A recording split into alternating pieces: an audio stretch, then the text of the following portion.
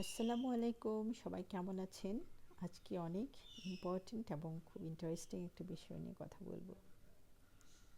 ভালো ছাত্র, জিনিয়াস, এই মনগড়া ভ্রান্ত ধারণাগুলো এখনও কেন প্রচলিত আছে তা আমি নিজে জানি না। আমি একটি স্বনামধন্য ক্যাডেট কলেজে ক্লাসের দ্বিতীয় শেষ ছাত্র ছিলাম। ক্লাস 8 থেকে 9-এ ওঠার সময় অঙ্কে 12, বিজ্ঞানে 17 আর ইংরেজিতে 23 পেয়েছিলাম। আমার পরে যে ছিল সে পরীক্ষা দিতেই পারেনি অসুস্থতার কারণে, নইলে আমিই শেষ হতাম। ক্যাডেট কলেজে খারাপ রেজাল্টের যে কী পরিমাণ অপমান তা একমাত্র ভুক্তভোগী ছাড়া কেউ জানে না। আমার কারণে পুরো ক্লাসের সামগ্রিক ফল খারাপ হলো। সিনিয়ররা র্যাগিং করলো, বন্ধুরা তিরস্কার করলো, আর কলেজ কর্তৃপক্ষ করলো অপমানের চূড়ান্ত। কলেজ থেকে বের করে না দিলেও আমাকে সায়েন্স গ্রুপ থেকে বাদ দিয়ে জোর করে আর্টসে দিয়ে দিল। বাবা বলেছেন সায়েন্স নিয়ে পড়তে, আমিও তাই চাই, কিন্তু কলেজ কর্তৃপক্ষ জানিয়ে দিল সায়েন্স পড়ার যোগ্যতা আমার নেই। অপমান, প্রত্যাখ্যান এবং নিঃসঙ্গতার ভারে পিষ্ট হয়ে 14 বছরের এক কিশোর গিয়ে দাঁড়ালো ভাইস প্রিন্সিপাল স্যারের সামনে। কাঁদলাম, হাত পা ধরলাম, কিন্তু তাতে লাভ হলো না।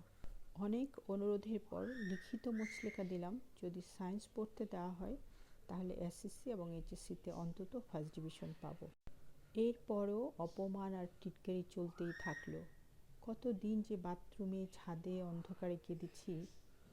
সদ্য কৈশোরে পা দেওয়া একটি ছেলের সহ্য শক্তি কতটুকুই বা থাকে। একদিন ঠিক করলাম আর না, এই অপমানের সমুচিত জবাব দিতে হবে। তখন থেকেই শুরু করলাম, সব কিছু ছেড়ে দিলাম। বন্ধু বান্ধব, টিভি, সিনেমা, আত্মীয় স্বজন, সব গোল্লা যাক। আমার পৃথিবী শুধু বই আর পড়াশোনা। কী আছে এর মধ্যে সেটা জানার জন্য পাগল হয়ে উঠলাম। অপমানের প্রতিশোধ নেওয়ার জন্য বাংলার নোট তৈরি করলাম বিশ্বভারতীর বই ঘেটে। অঙ্কের পারমুটেশন, কম্বিনেশন, ইন্টিগ্রেশন কিভাবে বাস্তবে কাজ করে তা বুঝতে লাইব্রেরিতে কাটালাম ঘন্টার পর ঘন্টা। ইংরেজি কবিতার কবির রচনার উঁচু ক্লাসের সমালোচনা পড়লাম শুধুমাত্র একটি প্রশ্নের উত্তর তৈরি করতে। 4 বছর ধরে প্রতিদিন 14 থেকে 16 ঘন্টা কেটেছে বই, রেফারেন্স আর খাতার সাথে। এমনকি ছুটির দিনও আমার সময় কেটেছে পড়াশোনার টেবিলে। বাবা মা বলতেন এই থাম, আর বন্ধুরা বলতো তুই মারা যাবি, কিন্তু আমার লক্ষ্য পরিষ্কার ছিল, অপমানের দাঁত ভাঙা জবাব দিতে হবে। ইন্টারমিডিয়েটের 2 বছর আমি এইচএসসির সিলেবাস শেষ করেছি 7 বার। বিশ্বাস না হলে আমার কিছু করার নেই। অবশেষে এলো সেই মাহেন্দ্রক্ষণ। আমার এইচএসসি পরীক্ষার ফল প্রকাশ হলো। ক্লাসের দ্বিতীয় শেষ ছাত্র আমি। অঙ্কে 12 পাওয়া, সায়েন্স গ্রুপে অযোগ্য বলা সেই ছেলেটি মেধা তালিকায় পুরো বোর্ডে প্রথম। 1.5 লক্ষাধিক শিক্ষার্থীর মধ্যে প্রথম। প্রধানমন্ত্রী ডাকলেন, টিভিতে সাক্ষাৎকার, পত্রিকায় ছবি ছাপা হলো। এটা ছিল আমার মিষ্টি প্রতিশোধ। এরপর আর পিছনে ফিরে তাকাইনি। এই অভিজ্ঞতায় আমি শিখেছি ভালো ছাত্র বা জিনিয়াস এসব কিছুই না। আসল কথা হলো পরিশ্রম। আমি যদি সত্যি কিছু পেতে চাই তাহলে সেটিই পাবো। না পাওয়া মানে আমি মন থেকে চাইনি। আপনি বিসিএসে প্রথম হতে চাননি বলেই হননি।